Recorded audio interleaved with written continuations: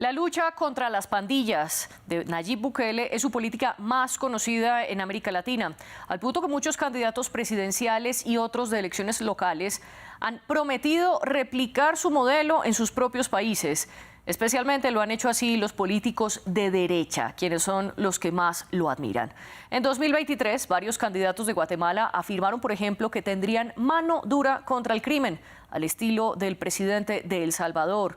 Así lo hicieron, por ejemplo, Carlos Pineda y Sandra Torres. El Ministerio de Seguridad de Costa Rica, por su parte, afirmó que quería replicar en el país el modelo de seguridad de Bukele. E incluso la presidenta de Honduras, Xiomara Castro, que es de izquierda, utilizó algunas de las ideas del mandatario salvadoreño, y sus autoridades carcelarias también sentaron a cientos de presos solamente en ropa interior, como hicieron antes en El Salvador. El fenómeno Bukele se ha extendido por toda la región y ha estado en boca de aspirantes en Ecuador, Paraguay, Argentina y Colombia, solo por mencionar algunos casos. Pero del otro lado, organizaciones de derechos humanos han denunciado que las políticas de Bukele rayan con el autoritarismo. ¿Qué tanto impacto tiene esto en los votantes de América Latina? ¿Y qué tiene Nayib Bukele, que tantos candidatos de derecha lo utilizan como ejemplo en toda América Latina? Para responder a estas preguntas en nuestro debate, nos acompaña Fabio Enrique Pulido, profesor de Teoría del Derecho y Derecho Constitucional en la Universidad de La Sabana, en Colombia, y doctor en Filosofía de Derecho de la Universidad de Buenos Aires. Desde San Salvador nos acompaña Francisco Martínez, consultor en temas sociolaborales, asesor del Consejo Nacional de Desarrollo Sostenible, profesor universitario de la Maestría Políticas Públicas de la Universidad del Salvador, UES, y asesor sindical. Y también estamos con Iván Briscoe, director del programa para América Latina y el Caribe de Crisis Group, quien se conecta con nosotros desde Oxford, en Inglaterra. A ustedes tres les doy la bienvenida, una bienvenida que por supuesto extiendo a toda nuestra audiencia como es usual. Pueden dejarnos sus comentarios a través de las redes sociales. Estamos como @France24_ES y mi cuenta personal es @MariaCleaguirre. También tenemos nuestros debates en audio. Los pueden escuchar a través de Apple Podcasts, Spotify, Deezer y TuneIn. Fabio Enrique Pulido, comienzo con usted. Antes de mirar el efecto que han tenido las políticas de Nayib Bukele en América Latina, primero concentrémonos en entender qué ha hecho de Nayib Bukele el presidente más popular, no solo de América, sino también dentro de su propio país, en comparación con otros anteriores, pues tiene más del 90% de popularidad. Bueno, yo creo que la explicación del fenómeno Bukele tiene varias causas y varios factores. Por un lado, hace parte de un fenómeno mundial de la emergencia de nuevos líderes populistas, que no solo es un fenómeno latinoamericano, también hemos visto en Europa, particularmente en Polonia, en Turquía, en Estados Unidos también lo hemos vivido. Tiene particularidades en Latinoamérica porque seguramente después de Uribe es el populista de derecha. Los populismos en Latinoamérica generalmente han entrado por una ala más de izquierda. ¿Qué otra particularidad podríamos ver en Bukele?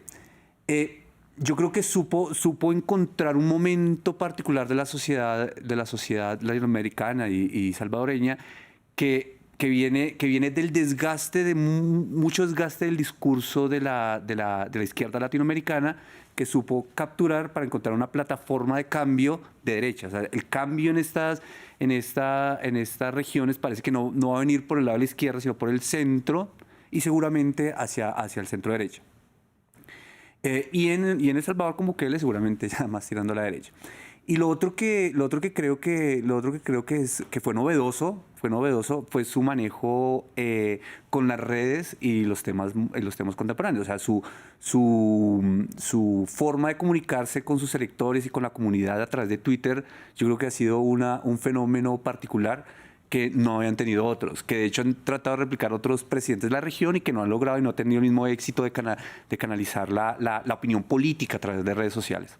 Solo muy brevemente, usted mencionaba a Nayib Bukele en El Salvador y lo comparaba con Álvaro Uribe, el expresidente colombiano. Para usted, ¿Jair Bolsonaro no fue líder de la derecha en la región? Pero yo no creo que llegó a los líderes los niveles de popularidad ni de Uribe ni de Bukele. Por eso sin duda hace parte de los líderes, de los presidentes que intentaron esa forma de gobernar populista, pero no llegó a los niveles de popularidad.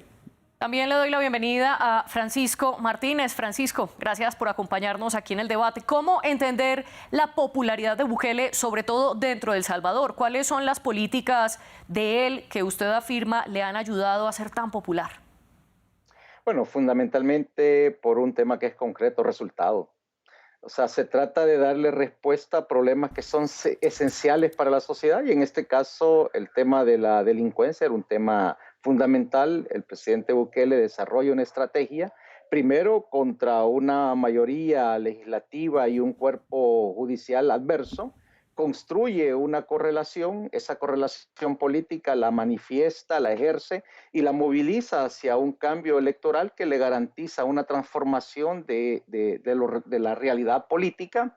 Y una vez esa realidad política la pone en función de un propósito en el cual la sociedad salvadoreña lo acompaña, impulsa toda una serie de medidas que son las que terminan dando un resultado que ha sido satisfactorio y es el que tiene esos niveles de popularidad y aceptación y sobre todo de recobrar la esperanza para una sociedad que estaba postrada por la despolítica, la falta de una preocupación por el sentido de vida de las personas y por el mayor, preocupación por la sobrevivencia de las élites.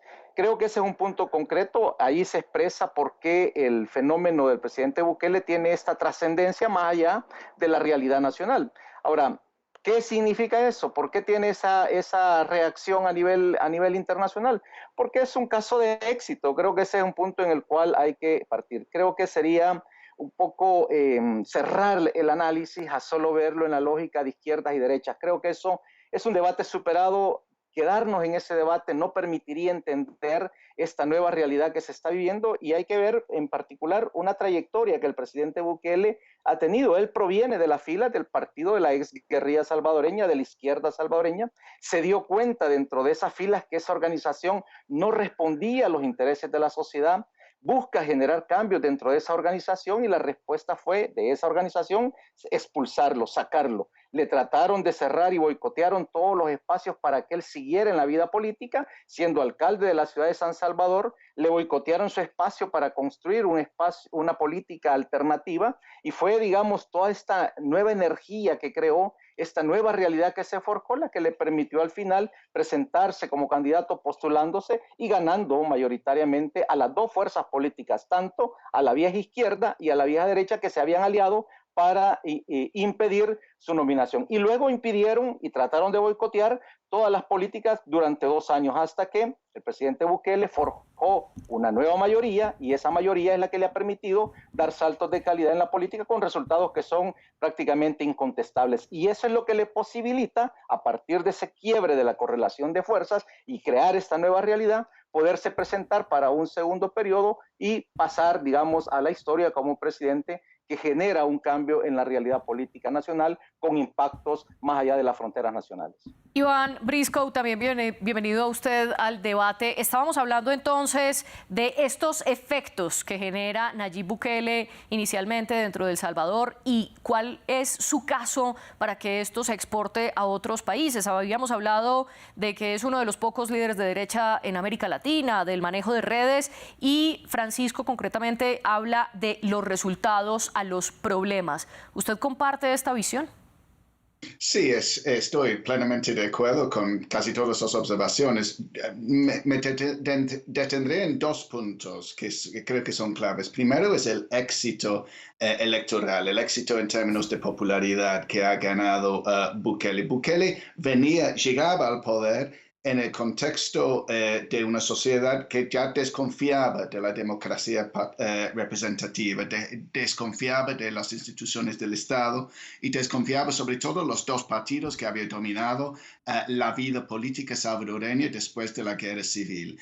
Y este es algo que se siente y se percibe en muchos otros países de América Latina, la baja credibilidad de las instituciones democráticas. Y creo que por eso la derecha mira a Bukele, mira su éxito, mira su popularidad, mira sus propios contextos y piensan que en ese punto le pueden replicar su éxito. El problema que hemos visto claramente en el caso de Guatemala y en Ecuador es cuando hay demasiados competidores, candidatos presidenciales que intentan ocupar el mismo espacio ideológico, permite que otros candidatos más del centro o en el caso de Guatemala más de izquierda pueden acaparar votos.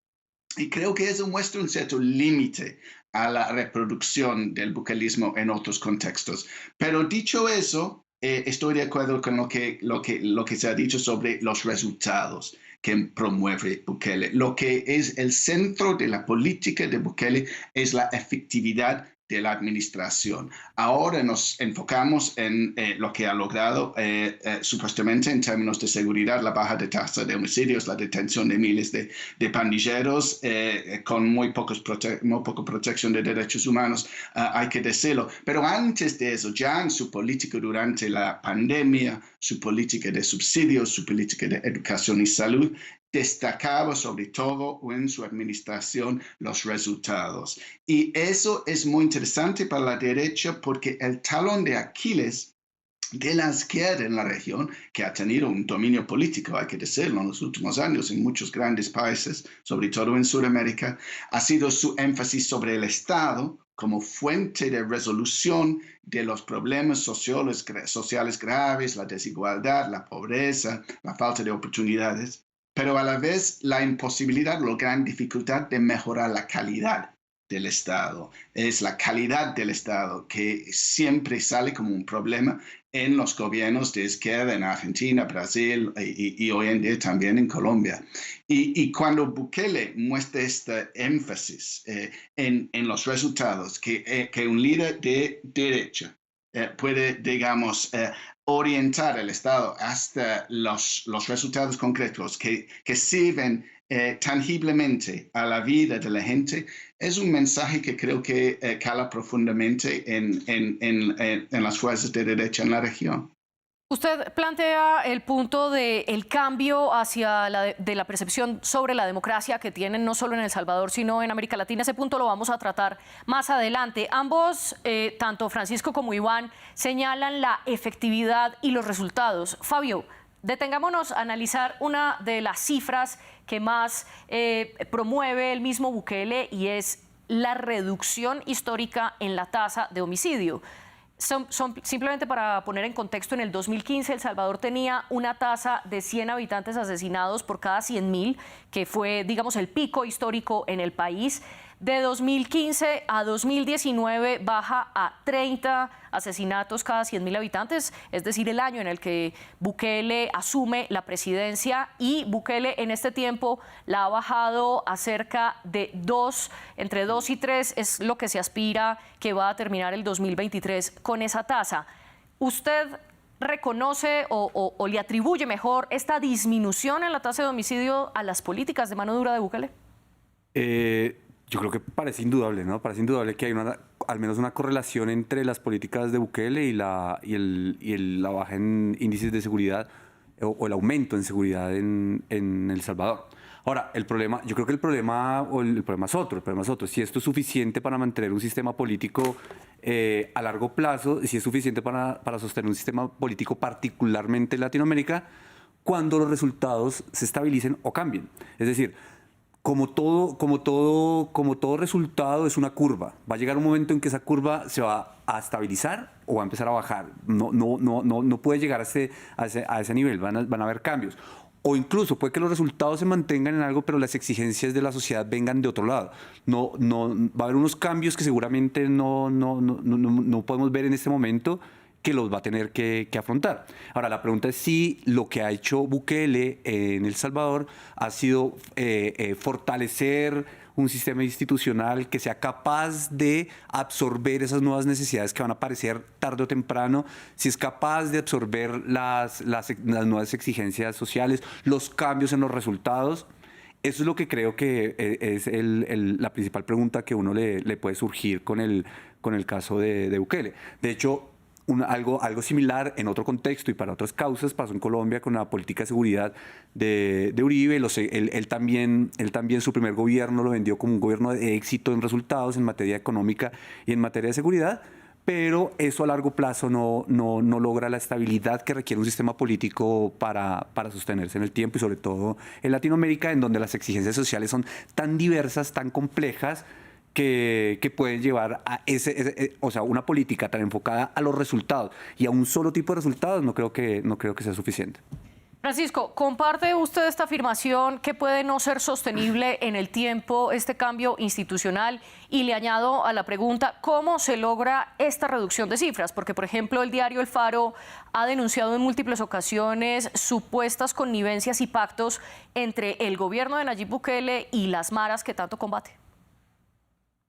Creo que hay una cosa que es innegable: los problemas de la sociedad salvadoreña necesitarán resolverse, y un punto que es clave tener en cuenta en esto es que cuando se resuelve el problema de la delincuencia, cuando la sociedad puede salir de nuevo a recuperar su espacio público, cuando la sociedad puede pensar en el día siguiente, empieza a aparecer esa necesidad de la solución a los otros problemas que son histórica y estructuralmente los que el ciudadano salvadoreño ha tenido, que es de empobrecimiento permanente por una política pública, una política económica que no ha estado en función de las mayorías. Y aquí viene como el gran desafío para el siguiente periodo de un gobierno del presidente Bukele: cómo enfrentar los temas de la economía de tal forma que se modifique la matriz productiva, que se genere ingreso suficiente para las familias a nivel nacional, que se desarrollen los espacios territoriales que permitan un crecimiento de la vida en dignidad de todas las personas en cada lugar del país, y que además se haga con base a una responsabilidad de sostenibilidad que asegure que nuestras generaciones futuras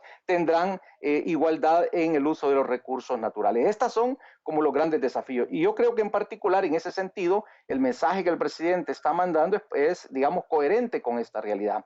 Él está convencido de que los desafíos de un segundo periodo empiezan ya asumiendo la responsabilidad de fortalecer la educación, la salud y, por supuesto, desarrollar un proceso de crecimiento económico que garantice un cambio en la realidad de vida de las personas. Creo que ahí está el arte de esto. Ahora, ¿cómo lograrlo? Por supuesto que aquí es donde viene una reflexión más a fondo de cuáles han sido los problemas que han evitado que la sociedad salvadoreña tenga un desarrollo. No es porque no tengamos recursos, no es porque no generemos riqueza, es porque la distribución de esos recursos no ha estado en función de las mayorías. Y aquí es donde la política pública será digamos, necesaria para articular una nueva visión del desarrollo. Creo que en ese sentido hay dos factores que van a ser clave. Uno, el fortalecimiento de la capacidad del Estado, y en eso hay una diferencia en cuanto a enfoques desde las derechas. Creo que para el presidente Bukele el tema de que el Estado sea fuerte como un agente que impulse el desarrollo económico es vital.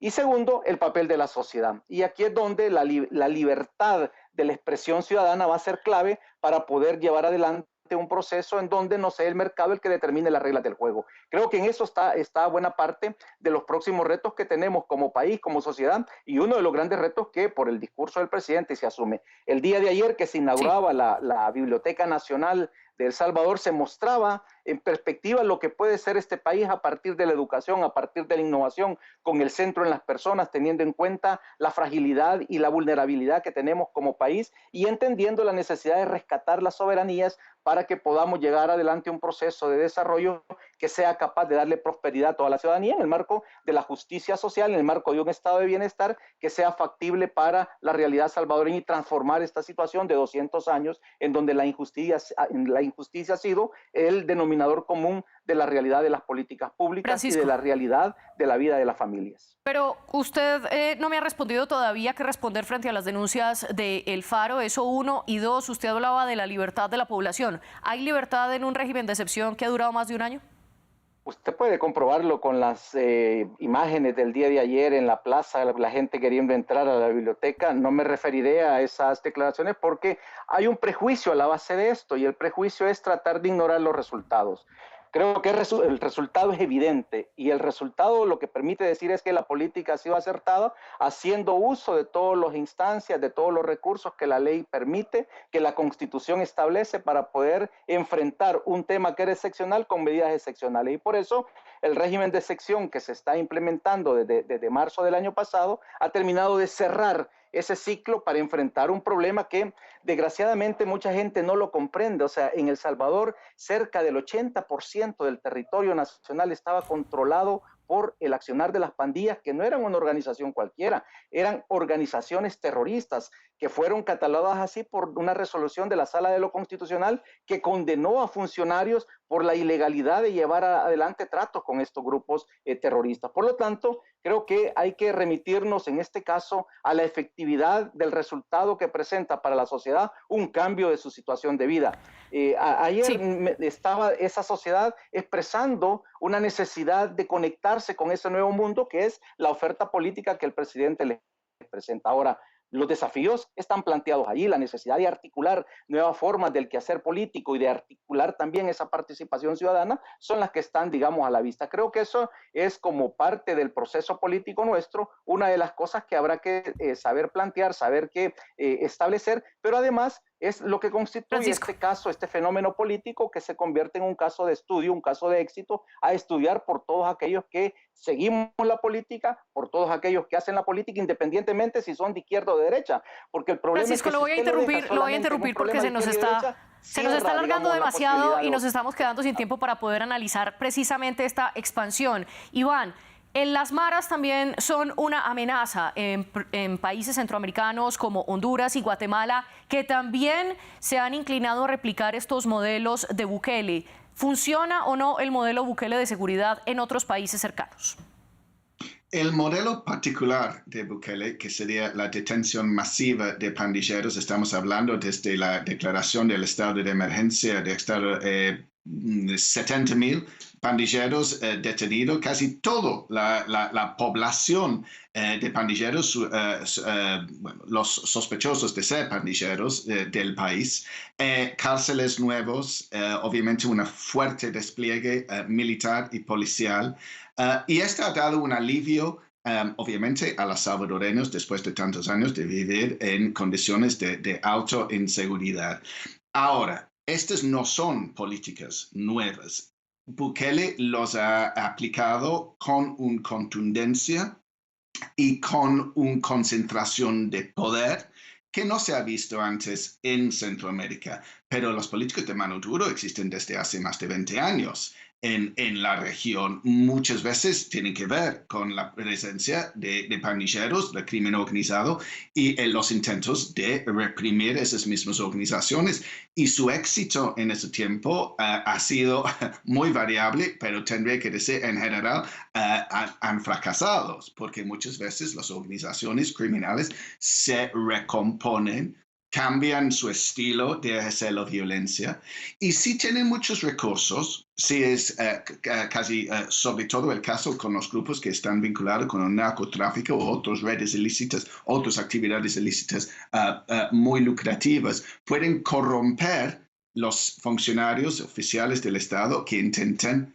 aplicar el programa de mano duro. O sea, otro ejemplo de una política, digamos, de mano duro que ha fracasado es lo de México, la guerra contra las drogas desde 2006.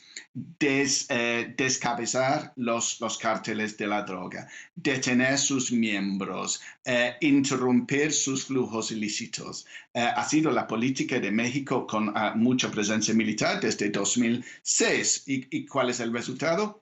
Que el país tiene en los últimos años tasas de homicidios de un tamaño nunca visto en la historia. O sea, es muy importante el contexto y muy importante la forma en que se aplican estas políticas. Y sobre todo es muy importante la integridad del Estado que los aplica ahora.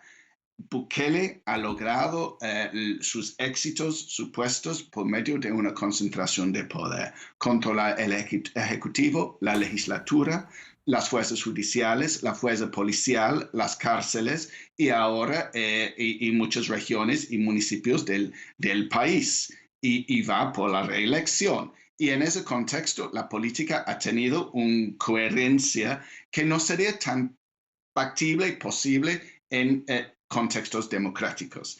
Y hay que preguntar, especialmente con vistas al futuro, si a lo largo la continuidad de estas políticas de seguridad van a socavar la capacidad democrática de El Salvador. Ahora todos adoran a Bukele, pero inevitablemente, como en todas las carreras políticas, en todo el mundo viene un momento de decepción cuando baja la popularidad.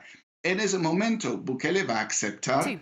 que hay opositores y fuerzas y protestas que hay que respetar, o va a verlos y tratarlos de la misma manera que está tratando la criminalidad. Creo que eso es una pregunta clave que hay que tener en cuenta para los años que vienen en El Salvador, y yo no tengo una respuesta clara a esa pregunta. Usted habla en reiteradas ocasiones de la democracia y de cómo había desde las elecciones del 2019 un descontento con la democracia representativa, y también asegura usted que el modelo de Bukele no lo podría hacer en una democracia totalmente fortalecida. Al respecto, quiero hacerle una contrapregunta, Iván, porque el Latinobarómetro más reciente mostró que el 48% de los latinos consideran que la democracia es la manera preferible de gobierno, es decir, que se redujo este porcentaje respecto al 2010, cuando era de un 63%. Y en países como Honduras, Paraguay y Guatemala, la mayoría de los encuestados, casi el 70%, dijo que no importaba no tener una democracia a cambio de tener resultados eficientes, que es lo que tiene Bukele. ¿Está relacionado el modelo Bukele y su ampliación en América Latina con una reducción de la popularidad, por así decirlo, de la democracia? Yo diría que el intento de emular a Bukele en muchos contextos tiene que ver con este desgaste de la democracia. No creo que la política específica de Bukele esté necesariamente compartido por todos los aspirantes de la derecha en la región. Bukele tiene un énfasis muy claro en su política últimamente en la seguridad. Si vemos otros fenómenos de la derecha recientemente, en los últimos años en América Latina, han tenido otros intereses. Tomamos el ejemplo en 2022 de Rodolfo Hernández, que fue la gran sorpresa en las elecciones colombianas. Su interés principal fue combatir la corrupción en la política, en el sector público en Colombia. El fenómeno Milei también tiene que ver con derrumbar lo que él llama la casta, ¿no? Los políticos que han controlado, en su opinión, el destino del país durante las últimas décadas. Creo que todo, a pesar de las diferencias, todo tiene que ver con un diagnóstico extremadamente crítico de un control de poder por fuerzas democráticas que al final, en lugar de representar los intereses del país, han utilizado y manipulado el poder para sus propios intereses. Esta es siempre la percepción y el argumento de estos líderes nuevos de la derecha, y la promesa de su parte que van a tener una relación, digamos, más pura con el pueblo, con la población, y que van a introducir cambios, caiga quien caiga, cueste lo que cueste, para básicamente servir los intereses de las personas. El problema es que obviamente una vez que están, digamos, debilitadas las instituciones intermediarias, la política, el parlamento, las alcaldías, las fuerzas políticas, los sindicatos, digamos, abre la posibilidad de un intento de concentración de poder y eventualmente un gobierno autoritario. Por ahora vemos estos fenómenos autoritarios más de la parte de la izquierda dura en la región, pero siempre existe la preocupación que volvemos a la época de la derecha autoritaria. Le doy el paso ahora a Francisco. Hemos analizado entonces qué tan efectiva podría ser o no una réplica de los modelos de seguridad de Bukele que en El Salvador han funcionado. Francisco, mi pregunta es, ¿por qué no funciona replicar el modelo en términos políticos en otros países? Y lo digo por el contraste. Bukele es el presidente más popular, se lanzó a la reelección, todas las encuestas apuntan a que podría ganar un nuevo gobierno, y a diferencia de él, otros candidatos en otros países como Jan Topic en Ecuador o Paraguayo Cubas en Paraguay o Rodolfo Hernández, como lo mencionó Iván, aunque Rodolfo es otro caso en este sentido, pero Topic y Cubas sí hicieron alusión a que querían replicar el modelo Bukele en sus países y sin embargo perdieron las elecciones. ¿Se puede replicar el modelo y tener los mismos éxitos políticos que Bukele o por qué no? Yo particularmente por eso no me he referido como un modelo, porque un modelo requiere, digamos, toda una construcción y una medición que te tiene que dar resultados iguales en cualquier situación. Yo por eso he hablado de lo que es el fenómeno Bukele un caso de éxito que se puede medir a partir de resultados. Y hay que tener en cuenta el contexto, o sea, cómo fue creando esas condiciones, desde ser un militante de una organización de la izquierda, ser alcalde de una pequeña ciudad, ser alcalde de la capital de San Salvador, ser expulsado por sus ideas y por su visión del partido de las izquierdas, construir su propio espacio, crearse una fuerza política, usar los diferentes instrumentos de la política y las redes sociales, lanzarse como candidato, postularse y ganar. Y enfrentar luego una correlación totalmente adversa. De los 84 diputados, Bukele solo tenía 10 aliados, que en algunos casos llegaron a 20, pero tenía todo el sistema de corte totalmente adversa, que le bloqueó el desarrollo de su política de protección a las personas frente a la economía en el marco de la pandemia. Entonces, lo que hizo Bukele fue mostrarle a la sociedad que ese sistema de la política afectaba a la sociedad, que ese sistema de la política estaba en función de las minorías, que era en beneficio y en detrimento de la grande mayoría y en beneficio de esa élite que se había enriquecido permanentemente a partir del sufrimiento de la sociedad. Creo que eso es lo que hizo Bukele y lo mostró y lo llevó al nivel del sentimiento de todo ciudadano que le permitió después ganar las elecciones en el marco democrático. Ojo, porque no hay que olvidar que este es siempre dentro del marco de las reglas del juego democrático. Otra cosa es que Bukele ha construido una nueva correlación y para construir la nueva correlación generó las condiciones para ganar las mayorías. Las cosas que eran impensables en este país, tener la mayoría simple, la mayoría calificada y la mayoría absoluta. Bukele tiene las tres mayorías que son las que le han permitido tener estos resultados. ¿Cómo lo hizo? Mostrando que era necesario y poniendo en evidencia la ruindad de la política de los otros actores. Creo que eso es clave tenerlo en cuenta. ¿Qué otra cosa es importante? No centrarse solamente en estos temas. A la par de enfrentar la delincuencia, atendió los problemas de salud, está dando propuestas de solución y soluciones a problemas de la economía, de la subsistencia permanente del día a día de los ciudadanos. Entonces, creo que por eso hay que verlo en una lógica acotada a lo que tiene que ver con una realidad concreta. Pero que sí, para los ciudadanos en otros países, ver por toda esta lógica de comunicación global que hoy tenemos, que un presidente de un país que se veía inviable, de un país que estaba sometido a una banda terrorista que eran las pandillas, logra salir. Hay un presidente que tiene una energía, que usa el Estado para derrotarlos y pone en perspectiva una situación diferente. Un Estado en función de la gente, un Estado que cumple el propósito de ser factor del desarrollo de los ciudadanos, de que sea el fin último de ese aparato jurídico, la sociedad, los ciudadanos. Y creo que eso es, digamos, Francisco, la gran le pido que redondee, por favor, la idea, que se nos está extendiendo demasiado. No, y cierro con esto. Creo que por eso es importante mostrarlo como tal. Es un caso de éxito que debe ser tomado en cuenta por todos aquellos que estudian la política, pero sobre todo por todos aquellos que hacen la política, para saber cómo responderle al ciudadano y entender las necesidades y demandas de sus ciudadanos a los que quiere cautivar para que lo respalden. Tomo una idea que usted mencionó, Bukele no como modelo, sino como un fenómeno que para usted es un caso de éxito. Fabio, para concluir, ¿fenómeno o modelo y exitoso o no en América Latina? Yo creo que para responder esa pregunta vuelvo con una idea que está detrás de toda esta discusión, y es si los resultados de un régimen son suficientes para justificarlo. Creo que el argumento de basar la justificación de un régimen solo en resultados es equivocado, es insuficiente y es riesgoso. Es más o menos como la idea de yo tener un carro con un daño grave en el motor y le puse un tornillito que está funcionando, y el resultado es que con este tornillito ahí funcionando me está llevando kilómetros y kilómetros a una buena velocidad. Pero hay un momento en que ese tornillito me va a hacer estrellar en una autopista contra un muro.